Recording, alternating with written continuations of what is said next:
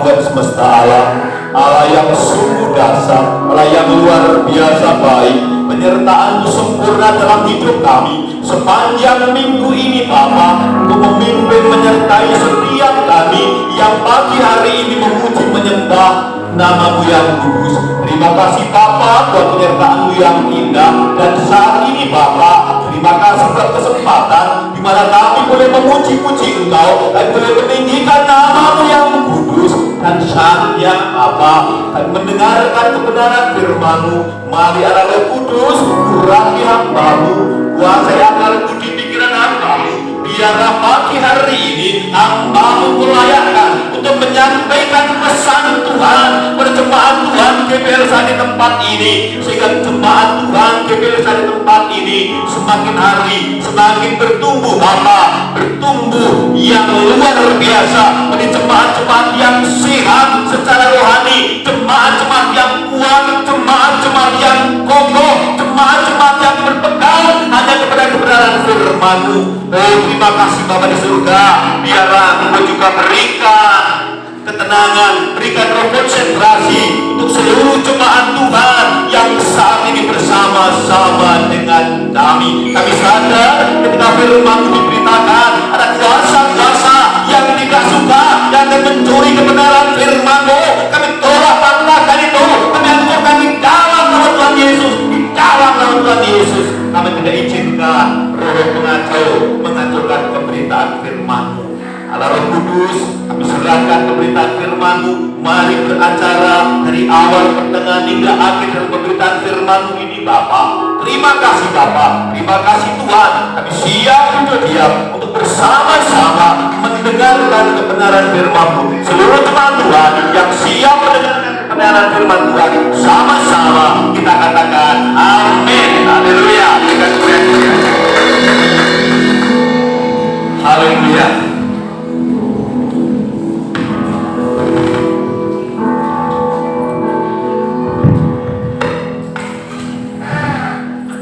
Shalom Bapak, saudaraku sekalian yang terkasih di dalam Tuhan. Apa kabar? Luar biasa, betul. Saya melihat jemaat Tuhan GBLSA di tahun 2024 ini benar-benar menjadi jemaat yang luar biasa. Ketika tadi saya datang, saya sedih. Ini kok masih sepi? Udah jam segini. Padahal saya juga terlambat, ya. Ini masih sepi nih. Tapi puji Tuhan, Tuhan kirim jiwa-jiwa saat ini, jiwa-jiwa yang haus, jiwa-jiwa yang lapar untuk disegarkan dengan kebenaran firman Tuhan. Haleluya. Ibu bapak, saudara-saudaraku sekalian yang terkasih di dalam Tuhan, pagi hari ini kita sesuai dengan tema yang diberikan oleh GBI Pusat, kita berbicara tentang unshaken. Jemaat yang teguh, jemaat yang kokoh, jemaat yang tidak mudah goyah. Unshaken. Ini penting. Kenapa? Karena saat ini di mana-mana banyak pengajaran-pengajaran, tetapi kita satu tolak ukurnya, kebenaran firman Tuhan. Itu yang menjadi tolak ukur.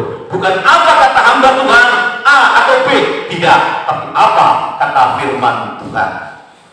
Ibu bapak, saudara-saudara sekalian yang terkasih di dalam Tuhan, pagi hari ini kita mau bersama-sama merenungkan kebenaran firman Tuhan yang luar biasa, dan kita mau belajar ya pola firman Tuhan pada masa perjanjian lama, demikian pula pola firman Tuhan pada masa perjanjian baru. Apa yang ada pada kitab-kitab Ibrani dan bedanya dengan pada kitab-kitab Yunani, pengajaran Yesus. Lalu nanti kita mau belajar juga tentang latar belakang, kenapa ini disampaikan oleh Yesus pengajaran ini. Baik ibu bapak, saudara-saudara sekalian yang terkasih di dalam Tuhan, sebelum kita melangkah lebih jauh lagi, kita mendasarkan pengajaran pagi hari ini dari firman Tuhan yang terambil dari Matius 7 ayatnya yang ke-24 sampai 27. Silakan yang bawa HP dibuka. Matius 7 ayat 24 sampai yang ke-27. Saya undang Ibu Bapak untuk bangkit berdiri menghormati kebenaran firman Tuhan. Haleluya. Kita akan baca bersama-sama kebenaran firman Tuhan pada pagi hari ini. Perikopnya adalah dua macam dasar. 2, 3. Setiap orang yang mendengar perkataanku ini dan melakukannya, ia sama dengan orang yang bijaksana yang mendirikan rumahnya di atas batu. Kemudian turunlah hujan dan datanglah banjir, lalu angin melanda rumah itu, tetapi rumah itu tidak rubuh sebab didirikan di atas batu. Tetapi setiap orang yang mendengar perkataanku ini dan tidak melakukannya, ia sama dengan orang yang bodoh yang mendirikan rumahnya di atas pasir. Kemudian turunlah hujan dan datanglah banjir, lalu angin melanda rumah itu sehingga rubuhlah rumah itu dan hebatlah kerusakannya. Berbahagialah Bapak Ibu yang mendengarkan kebenaran firman Tuhan pada pagi hari ini. Silakan duduk.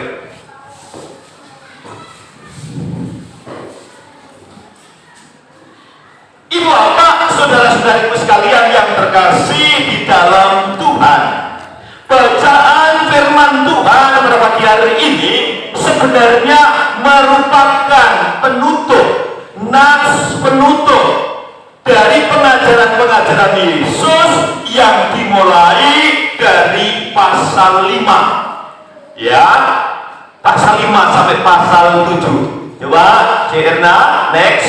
Nah, pagi hari ini saya mau mengajak tamasya Bapak Ibu untuk melihat ke belakang. Saya yakin yang belajar atau yang membaca firman Tuhan secara tekun tahu dari Matius pasal 5 sampai pasal 7. Mari kita belajar bersama. Nah, Matius pasal 5 ya, itu ada beberapa pengajaran, ada beberapa topik ya. Temanya adalah khotbah di atas bukit. Saya mencoba untuk mempelajari ada 3. Yang pertama ucapan bahagia, yang kedua garam dunia dan terang dunia, dan yang ketiga Yesus dan hukum Taurat. Nanti Bapak Ibu di rumah bisa membaca, mendalami hal ini, sehingga ketika kita membaca firman Tuhan, kita tidak hanya membaca saja, tapi kita tahu, sehingga kita sesuai dengan tema pagi hari ini, kita tidak unshaken, kita tidak goyah, kita tetap teguh, kita tidak mudah diombang-ambingkan oleh berbagai angin pengajaran. Nah, sementara di dalam pasal yang ke-6 ini ada 5 ya pengajaran Yesus. Yang pertama, hal memberi sedekah. Nah, ini hal berdoa, hal berpuasa, hal mengumpulkan harta, hal kekhawatiran. Oke, baru yang ke-7 ya. Yang ke-7 itu ada banyak sekali di situ sampai G ya. Yang pertama, hal menghakimi, hal yang kudus dan berharga, hal pengabulan doa, hal jalan yang benar, hal pengajaran sesat, dan 2 macam dasar, baru diakhiri dengan kesan mendengar. Ibu bapak, sebelum kita melangkah lebih baik, lebih jauh lagi, kita mencoba melihat sebentar saja. Ayo, kita mau melihat satu contoh yang kita lihat di dalam Matius 6. Coba lihat, buka Matius 6. Nah, ini Matius 6. Ayatnya yang ke-5 sampai ke-15. Ada yang menemukan?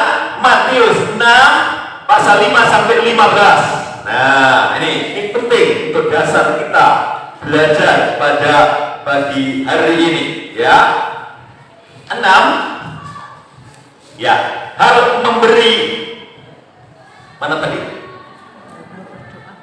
pasal 6 ayat pasal 6 ayat 5 sampai 15, hal berdoa. Nah, ini ada di sini, hal berdoa. Ya. Apa di sini kata firman Tuhan? Dan apabila kamu berdoa, janganlah berdoa seperti orang-orang munafik. Ini pengajaran Yesus yang membedakan dengan ajaran-ajaran lain. Kalau orang dunia atau agama-agama lain mengajarkan mereka ingin dilihat, ingin tampil, kita tidak. Yesus mengajarkan di sini. Lalu berikutnya bagaimana? Mereka suka mengucapkan doanya dengan berdiri di rumah-rumah ibadah, ya, dan pada tikungan-tikungan jalan raya supaya mereka dilihat orang. Tetapi kita tidak. Yesus mengajar kita di dalam ajaran ini. Kalau kita berdoa, maka masuklah ke kamarmu, ke bilik. Jangan sampai orang lain tahu. Biarlah Bapamu yang di surga yang tahu. Jadi kita berdoa bukan untuk mencari penghargaan dari orang lain, dari manusia, tidak, tapi kita menyenangkan Bapa surgawi kita. Nah, ini penting. Itu contoh. Nanti Bapak Ibu bisa membaca sendiri di rumah. Saya memberikan contoh. Oke, kembali ke materi. Ya. Baik. Next. Nah, ini Ibu Bapak, saudara-saudara yang terkasih di dalam Tuhan, seperti saya katakan tadi bahwa ayat tadi merupakan atau bacaan tadi merupakan nats penutup dari pengajaran Yesus yang dimulai dari pasal 5, ya.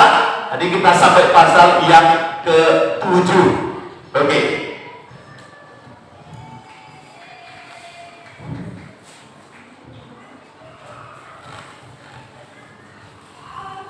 Nah, ada pola yang berbeda antara pengajaran pada masa perjanjian lama dan masa perjanjian baru, Ibu Bapak.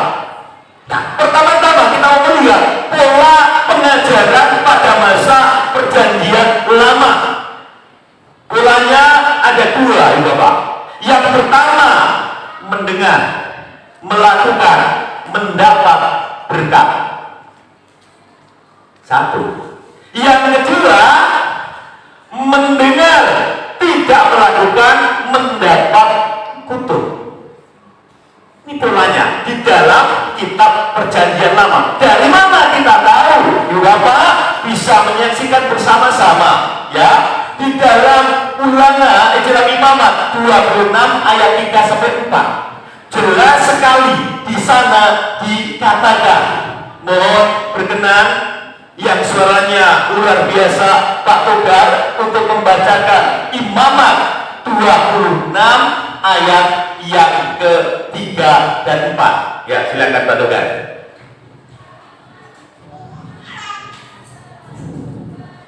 Ini ada di papan tulis, Bapak bisa menyimak di papan tulis. Inilah firman Tuhan. Jikalau kamu hidup menurut ketetapanku, ya, tetap berpegang pada perintahku dan berpegang pada perintahku serta melakukannya, maka aku akan memberi kamu hujan pada masanya, sehingga tanah itu memberi hasilnya, dan pohon-pohonan di ladangmu akan memberikan buahnya. Contoh ayat Imamat 26 ayat 3 dan 4. Kembali Cirna, ya. Nah, saya bacakan di dalam Ulangan 28 ayat 1 juga seperti itu.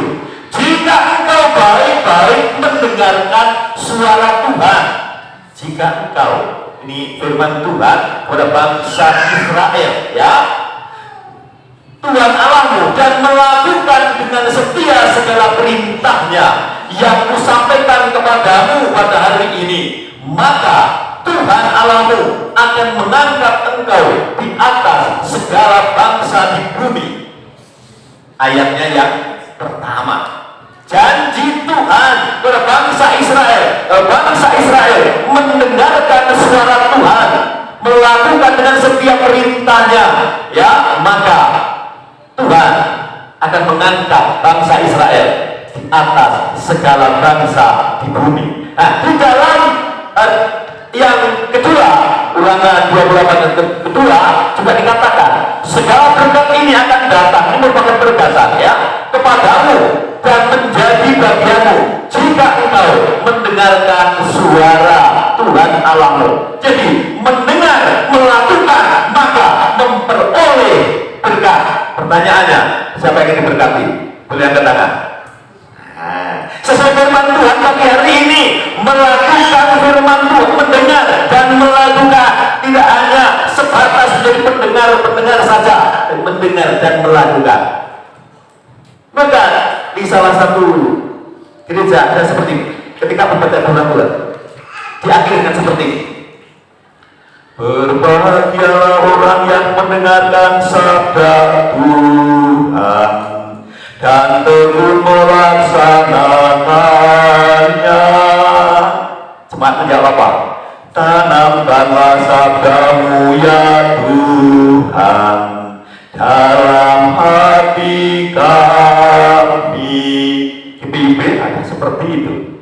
Kalau saya nggak salah, di gereja Katolik ada seperti itu. Ya.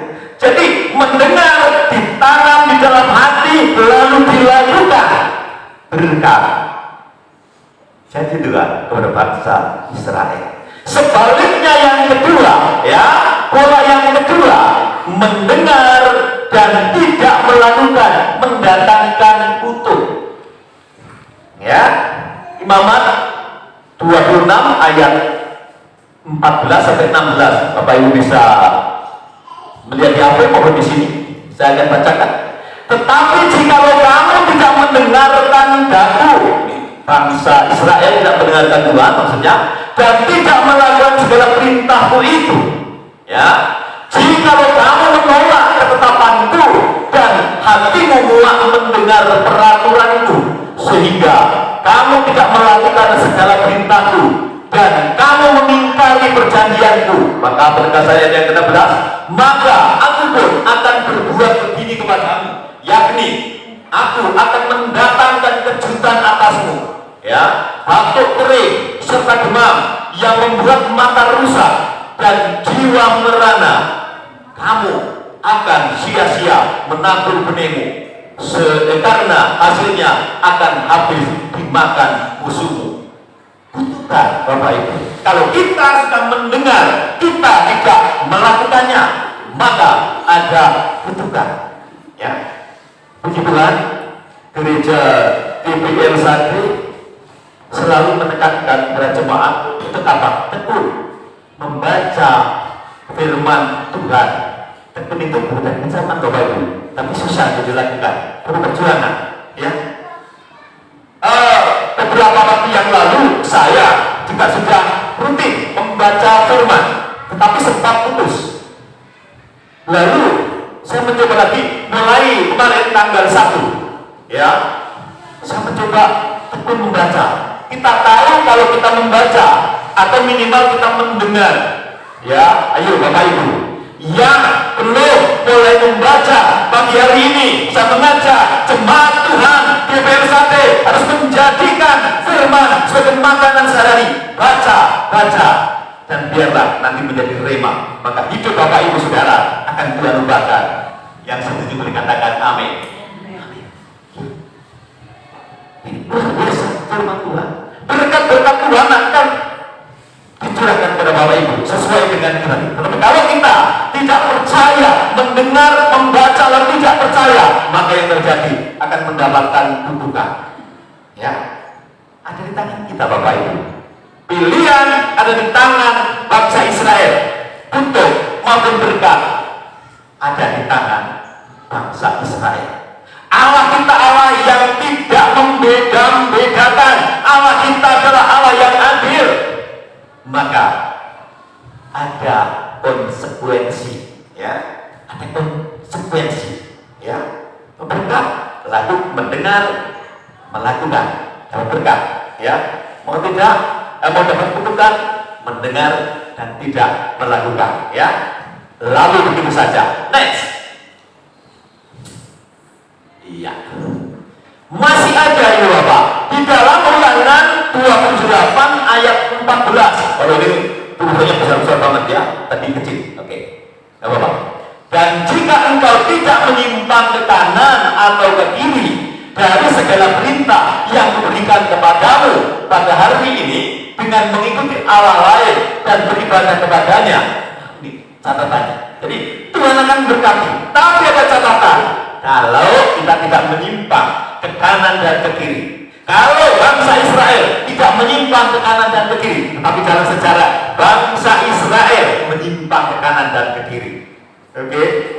Bahkan bangsa Israel ini sempat mengikuti Allah lain, beribadah kepada Allah lain. Salah satunya adalah menyembah dewa Baal. Salah satunya lagi menyembah dewa Molok dengan melakukan pengorbanan anak-anak dibakar dalam api. Kejadian di mata Tuhan. Ini luar biasa. Maka apa? Ya, cara Tuhan mengajar bangsa Israel itu luar biasa. Betul, bangsa Israel adalah bangsa pilihan Tuhan. Dia biji mata Tuhan. Tetapi ketika bangsa Israel tidak setia, maka Tuhan ajar melalui siapa? Melalui bangsa-bangsa lain di sekitarnya. Ya, itu karena Tuhan kita itu setia.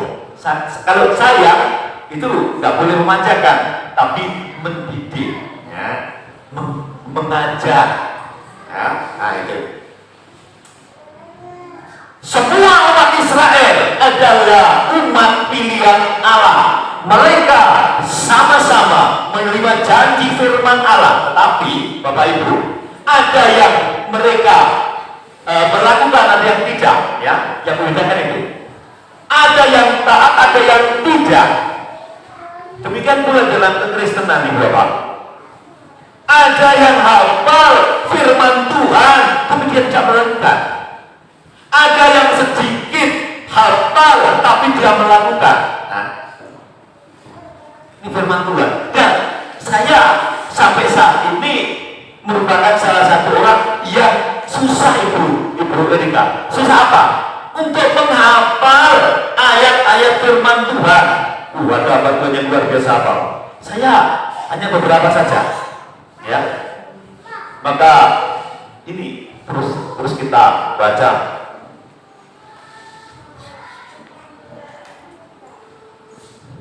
Demikian pula menerima berkat atau menerima untuk adalah sebuah pilihan, ya.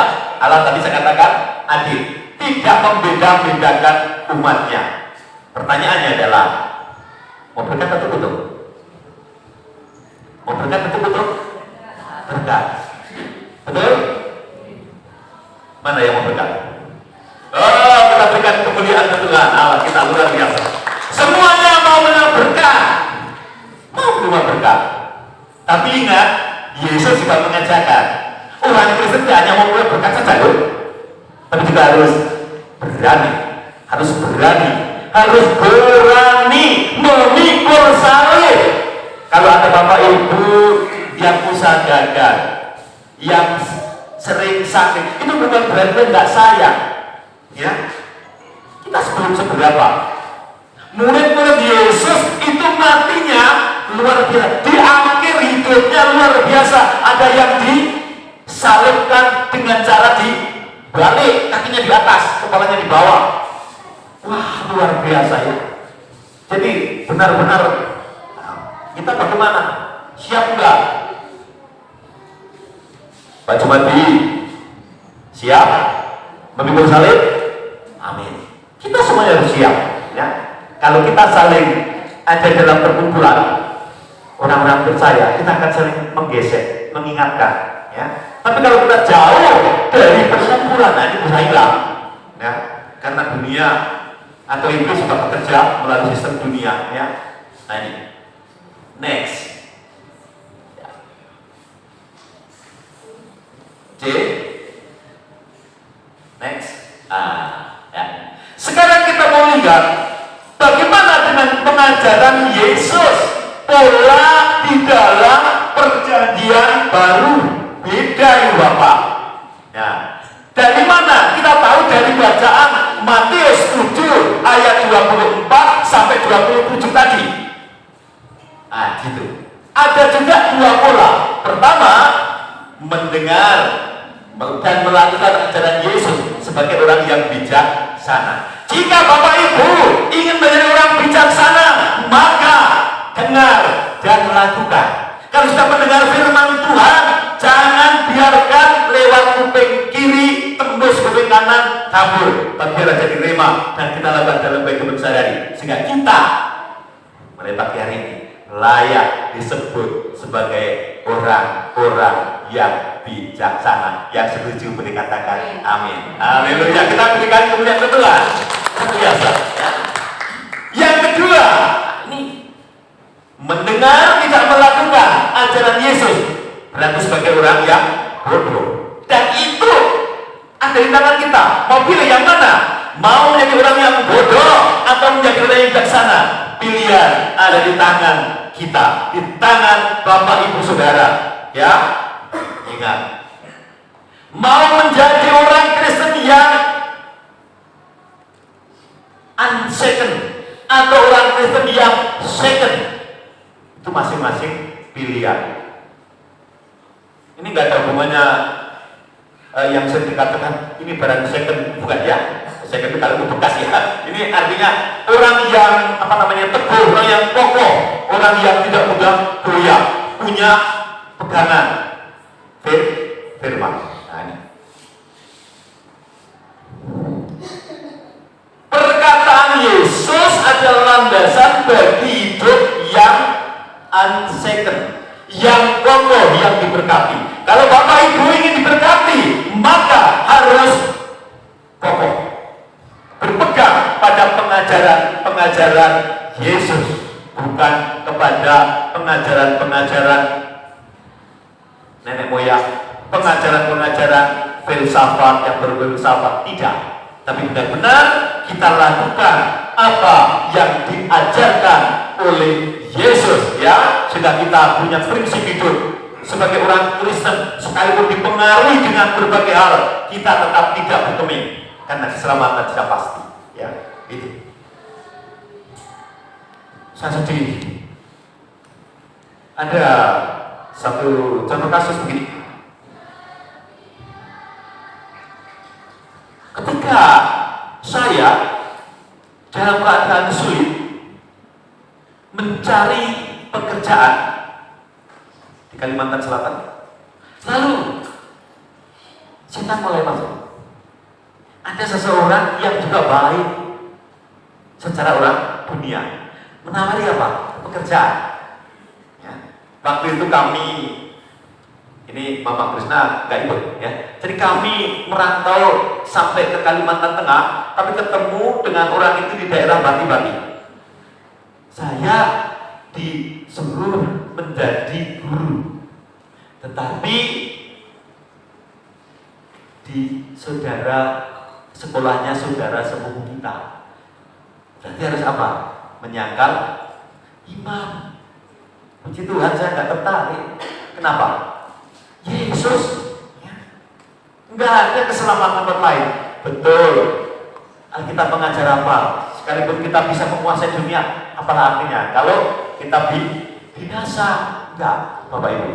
Jadi Roh Kudus masih buatkan, Roh Kudus ingatkan. Yohanes 1 ayat 1 sampai 2. Ini dasar yang harus Bapak Ibu pegang.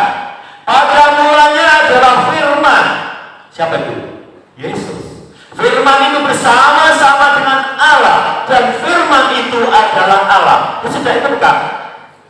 Kalau Yesus memberikan pengajarannya pasti benar. Kenapa? Karena Yesus adalah Allah. Kata siapa? Firman Tuhan. Bukan kata Pak Agus. Kata firman Tuhan. Pada mulanya adalah firman. Yang 1 ayat 1. Firman itu bersama-sama dengan Allah, dan firman itu adalah Allah. Lalu yang kedua, iya, pada mulanya bersama-sama dengan Allah. Itu kan ayat 14. Firman itulah menjadi manusia dan diam di antara kita. kita, dan kita telah melihat kemuliaannya, yaitu kemuliaan yang diberikan kepadanya sebagai anak tunggal Bapa, penuh kasih karunia dan kebenaran. Gak ada manusia yang penuh kebenaran selain daripada Yesus, karena Yesus bukan manusia biasa. Lalu di dalam Yohanes 6 ayat 63, rohlah yang memberi hidup, daging sama sekali tidak berguna. Perkataan-perkataan yang kukatakan kepadamu adalah roh dan hidup. Ya. Siapa hidup itu? Yesus. Kehidupan itu hanya Yesus, hanya ada di dalam Yesus. Akulah jalan, kebenaran, dan hidup. Nah, itu. Siapa tidak melalui aku, tidak akan sampai kepada Bapa yang mengutus aku. Percaya saja pada Yesus. Hai jemaat GBL Sate, jangan ada yang saat ini sudah mendengarkan firman Tuhan, nanti karena sesuatu hal lalu menyangkal Tuhan. Yang muda, hati-hati cari pasangan itu. Jangan karena tertarik gantengnya atau cantiknya, itu hanya daging. Kalau sudah nggak ada dagingnya, cantik nggak ada. Ulang kan? Ya. Jangan korbankan Yesus, keselamatan tadi ya. Atau mungkin karena diiming-imingi pekerjaan, atau mungkin diiming-imingi kedudukan. Jangan. Ya. Next. Iya. Sekarang sampailah kepada yang terakhir ya Bapak. Kita tidak berlama-lama firman Tuhan hari ini. Ya. Firman Tuhan hari ini tadi tentang apa tadi? Mendengar, melakukan, lalu menjadi orang bijak. Mendengar, tidak melakukan, itulah orang yang bodoh. Ini latar belakangnya apa? Kenapa Yesus mengambil contoh itu? Kan Yesus mengajar dengan perumpamaan-perumpamaan. Ini ternyata latar belakangnya adalah kondisi tanah di Israel. Ya, tanah di Israel ini, Ibu Bapak, berbeda dengan tanah yang di Mesir. Ya, berbeda. Kalau di Mesir tanahnya tidak, karena itu mereka hidup di lembah Sungai Nil, tanahnya itu tanah aluvial, tanah yang sangat subur, ya, harus perlu disirami, Bapak Ibu. Nah, kalau di tanah Israel, tanahnya itu berpasir, berbatu-batu, ya, di kontur tanah Israel. Saya belum pernah ke sana. Suatu saat Tuhan izinkan saya ke Israel bersama dengan Bu Gembala, bersama dengan Bu Yuli. Halo Bu Yuli, mau? Amin. Ini kita doakan saja, ya. Nah, kawan-kawan saya sudah sampai ke sana loh. Ya ampun, kawan SMP, ya, sampai ke Israel.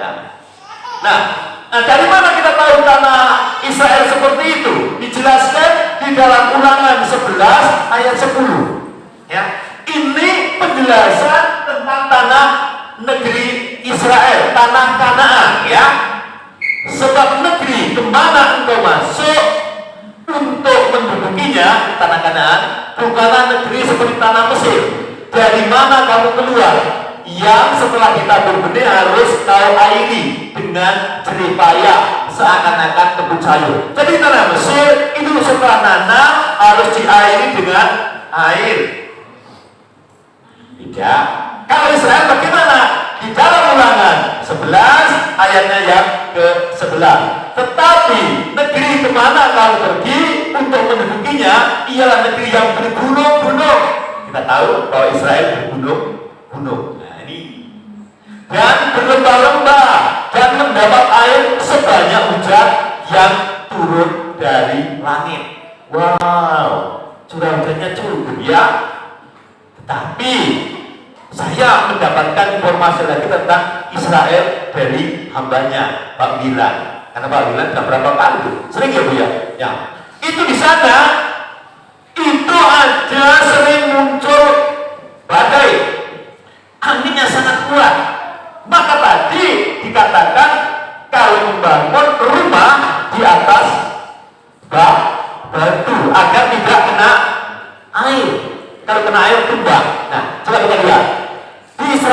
berbeda dengan tempat kita.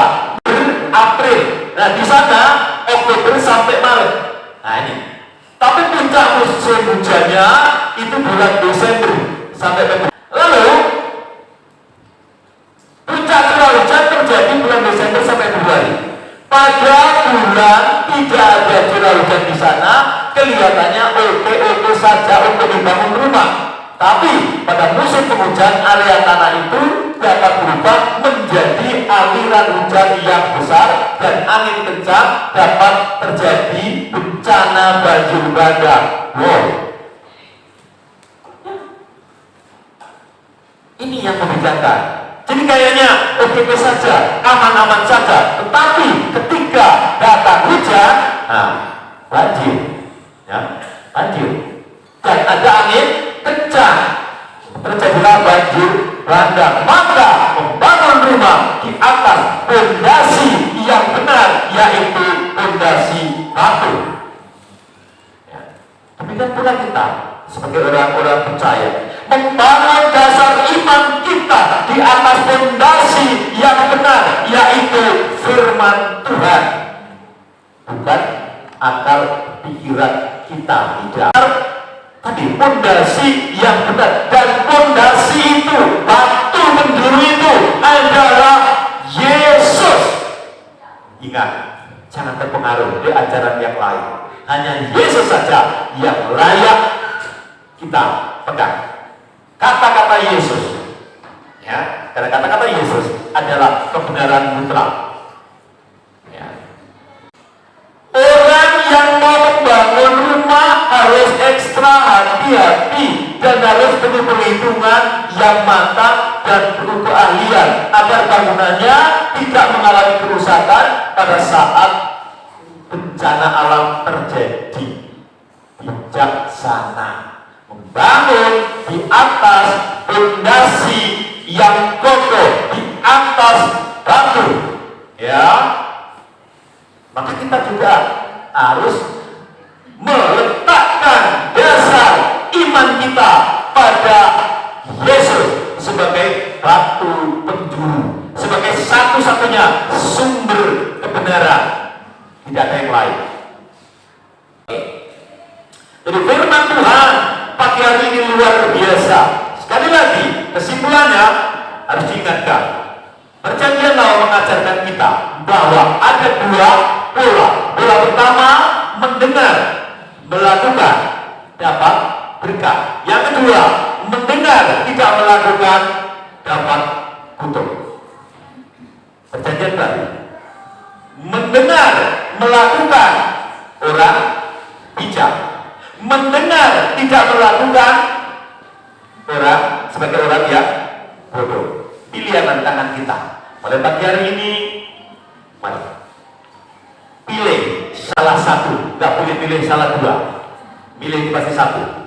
Saya berharap pagi hari ini jemaat Tuhan GBLHD milih mendengar, melakukan, sehingga menjadi orang yang bijak. Mendengar, melakukan, sehingga kita mendapatkan berkat.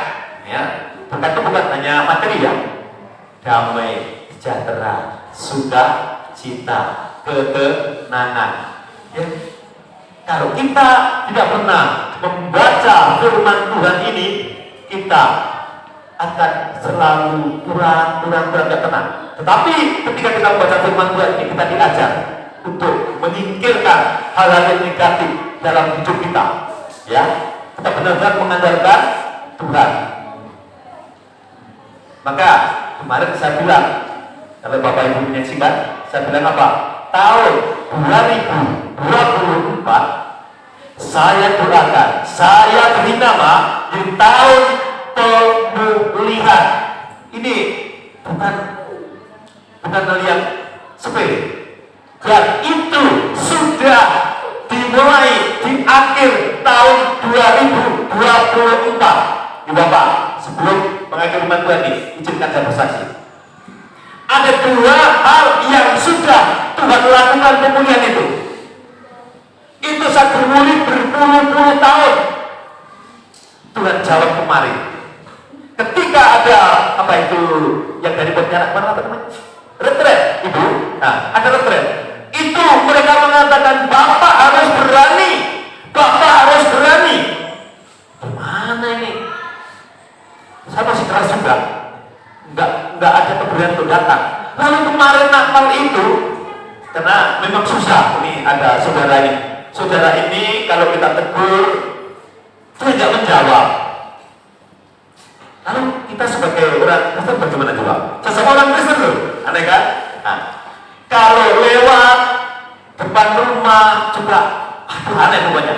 Lalu kemarin saya memberanikan diri, saya berdoa, Tuhan, saya mau mengambil keputusan untuk terjadi pemulihan. Saya datang bersama istri, puji Tuhan, datang ke sana langsung bagus. Ya, Bapak Ibu saksikan ya kemarin. Desember, 25 Desember kalau nggak salah. Anak saya dan cucu saya datang ke gereja. Itu yang luar biasa. Itu kami berjuang, berdoa. Tuhan nggak sanggup mendidik anak saya, yang sanggup mengubah hatinya. Kami doakan terus. Lalu datang ke sini beribadah. Kami nggak minta. Tapi anak dan cucu mereka datang. Sayangnya menantu tidak. Kenapa? Karena menantu masuk kerja. Ya, dari tanggal merah pun masuk kerja karena di hari ini saya takut saya punya iman. Tahun 2024 dan seterusnya akan Tuhan pulihkan, akan kembali. Ada amin Bapak Ibu. Ini doa Bapak Ibu juga. Terima kasih sudah mendukung kami di dalam doa. Sehingga apa? Apa yang tadi diduga terjadi. Yang terakhir, tahun 2024 ini juga tahun yang luar biasa. Tidak terasa, ya. Apa Boji? Tidak terasa apa Boji? Tidak terasa apa? Cita-cita damai sejahtera. Ada damai sejahtera. Tidak terasa Bapak Ibu bahwa saya hidup serumah dengan mantan pacar saya itu sudah 33 tahun. Wah, luar biasa. Kapan? Tanggal 1 kemarin. Wah, saya aku masih ingat waktu pacaran kami ke pantai Parangtritis, lalu sebenarnya hilang di bawah gelombang. Masih ingat itu? Ya, kayaknya baru kemarin. Lekot tahu-tahu, sudah 33 tahun dengan penuh suka dan duka. Ada untung dan malang, kami tetap berjalan bersama-sama. Kalau enggak mungkin saya tinggalkan. Ya, kalau istri saya tidak takut Tuhan, itu saya sudah tinggalkan. Kalau bukan jodoh saya, ketika saya sakit 1,5 tahun di Kalimantan Selatan, anak masih umur 10 bulan dengan datang berapa lama? 2 tahun lebih lah. Itu ada tanggung pengalih, bagus, kok bisa-bisanya nggak gitu? Kenapa nggak ditinggalkan saja? Waduh, istri saya punya iman dia. Ya, kalau mau diambil itu sudah waktu sudah siap. Puji Tuhan, Tuhan masih sayang agar ketemu dengan Bapak yang baju merah itu. Halo. Pak siapa?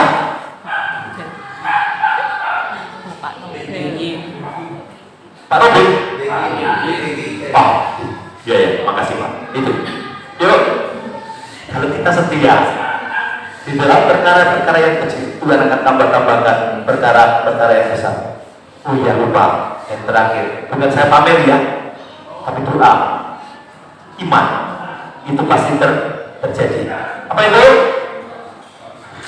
Saya lama berdoa, Tuhan, saya ingin punya mobil. Gak sombong ya, ini karena kebaikan Tuhan. Lalu ketika saya berdoa, apa yang terjadi? Karena apa? Ngeng, selalu mobil warna hitam. Ngeng,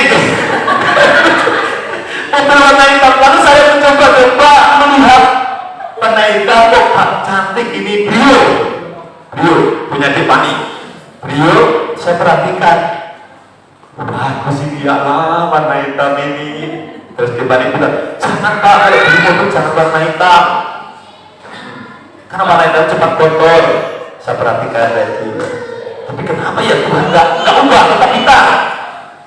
Tapi bukan Brio, karena beliau kan 16,5 dari tanah ya, berpernya itu. Nah, saya boleh yang nggak tinggi-tinggi hadiah.